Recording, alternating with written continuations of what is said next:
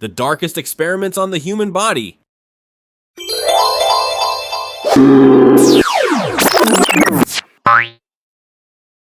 Once again, we encounter human experiments full of cruelty. Are you ready to regain the emotions that have gone numb? Brace yourselves, because the following stories will make anyone's skin crawl. In the 1930s in Sweden, candy became a craze, not only for children, but for adults as well. Kids could hardly wait to enjoy sweet treats every day. But along with the popularity of candy, dental problems also increased. Studies at the time showed that about 83% of children had cavities. Not surprising, given how rudimentary dental care was back then.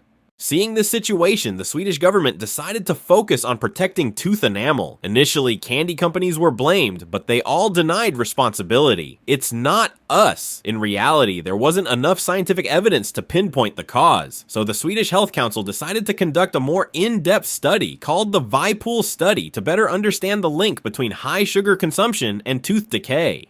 At first, the study only required a few volunteers. However, if someone asked you, do you want your teeth to rot from eating candy? Most people would definitely shake their heads. So how did they find participants? Very simply. In 1945, with funding from the government and candy companies, the Health Council began conducting approved experiments on patients at a VIP care facility outside the city of El. This facility housed people with severe intellectual disabilities, and in the eyes of the researchers, they were perfect subjects for testing. From 1945 to 1947, 660 patients were given vitamins and fluoride, along with a low-starch diet. After 2 years, 73% of the patients developed no additional cavities, and vitamins and fluoride were completely removed. In 1947, a high-sugar diet was introduced, including snacks, soft drinks, and sticky toffee candies. By 1949, about 10% of patients suffered severe tooth damage, with teeth rotting from the roots and causing constant pain. The results clearly demonstrated the link between sugar and cavities, but candy companies were far from pleased. They hid the results for 4 years after the experiment ended, sparking public outrage, not over the findings, but over how the experiment was conducted. For society at the time, people with severe intellectual disabilities were seen as excess, and their forced participation in experiments was considered the price for the care provided by society. It wasn't until the 1990s that research ethics were seriously questioned. One classic lesson remains: always brush your teeth thoroughly. After the dental experiments in Sweden, medical history records another brutal study, this time involving stuttering in children. This study was designed by Wendell Johnson, an American psychologist at the University of Iowa. The initial goal sounded humane, to find ways to treat stuttering in children through encouragement and positive reinforcement. But the harsh reality was that they also wanted to see whether stuttering could be induced through pressure and verbal abuse. The children selected were orphans, aged 5 to 15, innocent and vulnerable. Of the 22 children chosen, 10 were already stuttering and 12 were not. They were divided into 4 groups, each with different intervention methods. Group 1. A. Non-stuttering children praised when speaking well. Group 2. A. Non-stuttering children told they were beginning to stutter and had to correct it immediately. Group 1B. Stuttering children told that their stutter was temporary and would disappear. Group 2B, stuttering children constantly scolded for not speaking fluently. Groups 2A and 1B were the focus of the study as they were used to test whether stuttering could be cured or induced. The results were terrifying. Group 2A, originally normal, began to fear speaking, became withdrawn, answered in only a few words, and even punished themselves for minor mistakes. A 12-year-old girl even ran away from the orphanage. Although no one in Group 2A actually developed a stutter, the psychological damage lasted a lifetime. Communication skills were ruined, and the ability to express affection toward parents or close family was nearly destroyed. Now add a little horror with the experiments at Holmesburg Prison in Philadelphia, USA. After World War II, as science and the pharmaceutical industry boomed, many medical regulations were ignored. Budgets skyrocketed, new drugs were tested, and genuine informed consent from participants was almost non-existent. American doctors were encouraged to experiment with anything, from new medications and cosmetics to dangerous chemicals. The goal was scientific progress, and no one wanted the Soviet Union to surpass them during the Cold War.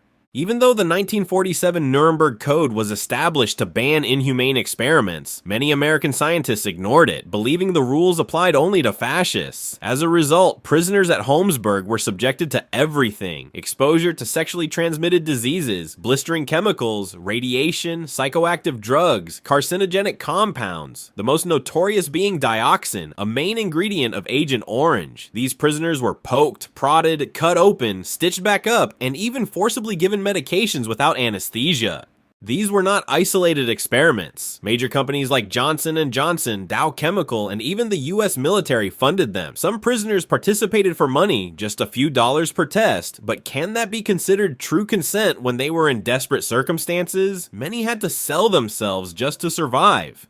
A prime example is Dr. Albert Sigmund. Upon entering Holmesburg, he described the prisoners as a field of skin ready for experimentation. His tests included exposure to disease, toxic chemicals, radiation, psychoactive drugs, and carcinogenic compounds. The results? Long-term physical and mental destruction for the prisoners. In many cases, prisoners were cut, smeared with chemicals, injected with substances, and subjected to other inhumane procedures just to prove a theory on paper. More than 90% of the prison population participated in at least one experiment, leaving lifelong consequences. If the previous experiments were disturbing, this one is like opening a door to the deepest level of hell, because nowhere shows the cruelty of fascism more than the Auschwitz concentration camp, and no one makes history shudder more than Josef Mengele. Mengele exploited his power to satisfy his sick curiosity. He was particularly interested in people with unusual eye pigmentation, dwarfism, or physical deformities. But his most horrifying obsession was with identical twins. He selected over 1,500 subjects, mostly children, for experimentation. They were fed well and lived under better conditions than ordinary camp prisoners, but the price was unimaginably cruel. Mengele's experiments were designed without any concern for the victim's health, safety, or mental well-being. He often experimented on one twin while using the other as a control. The experiments included amputating healthy limbs, forced disease injections, blood transfusions, tooth extraction, organ removal, and even surgically attaching conjoined twins. One of the most gruesome acts involved injecting adrenaline into eyes to change their color, then removing the eyes from living victims for study. Some were even pinned to the wall as souvenirs. The results? Of around 1,500 victims, only about 200 survived. And Mengele, though not the highest-ranking doctor, was so cruel that even others had to tread carefully around him. Beyond Josef Mengele, many other death doctors conducted inhumane experiments on victims in the Nazi death camps. Some of the most notorious include Karl Klauberg, studied mass sterilization using radiation and chemicals, aiming to control population growth, affecting over 400,000 people. Sir. Sigmund Rascher specialized in testing the human body's tolerance limits, including exposure to extreme high-low pressure and hypothermia, causing intense pain and long-term injury to prisoners. Hans Eppinger forced starving, dehydrated prisoners to drink filtered seawater to determine if humans could survive it.